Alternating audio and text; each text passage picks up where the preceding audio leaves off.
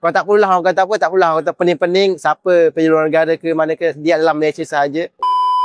KGB mungkin boleh share sikit hari ni bersama Real B ada pelancaran dan juga memperkenalkan squad Bamos sendiri. Okay, untuk event hari ni Alhamdulillah berlancar dengan baik lah. So, dengan kemasukan sponsor baru, kita orang lebih orang kata apa, bersemangat dan memberi kita orang inspirasi lah untuk kita orang orang kata apa, kita orang capai target-target kita orang untuk masa yang akan datang. Kalau kita tengok Bamos sekarang ni antara yang awal kot memperkenalkan player lepas sebelum lagi tadi macam ni dengan keserasian coach baru, player baru semua everything sebelum IPL Asia ke-15. Okay, untuk kemasukan player baru yang barulah.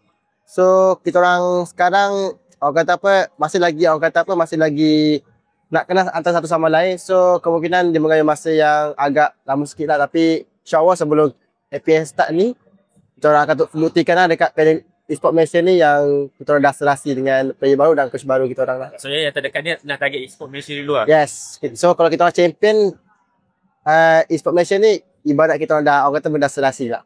Okay, so macam ni target GB untuk season ni lah bersama line up baru musim ke-15 mungkin nak Okay.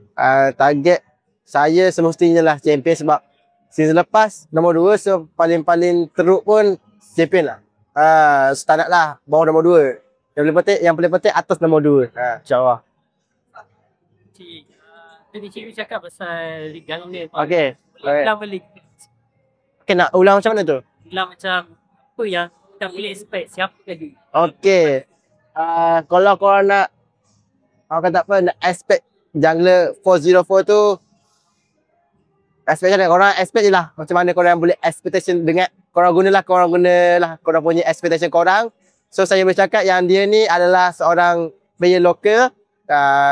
Itulah yang saya bagi dan korang tak perlulah orang kata apa, tak perlulah orang kata pening-pening siapa pergi luar negara ke mana ke, dia dalam Malaysia sahaja.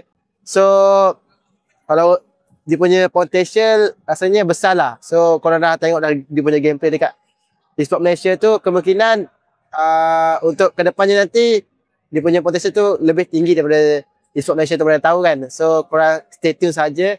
Dia akan membuat debut dekat MPL kali ni. Alright? Tapi kata Citis ni macam dia plan personal. Plan saya? Plan saya tiada plan pun. Kemungkinan tak ada plan pun. Cuma yang terbaik akan main first layout lah. So, kena fight each other. So, kata apa? Saingan sihat. Betul, saingan sihat. So, Tanpa ke zaman bujang? mana ada. Tak ada pun nak menamakan zaman bujang sebab masih muda. Alright.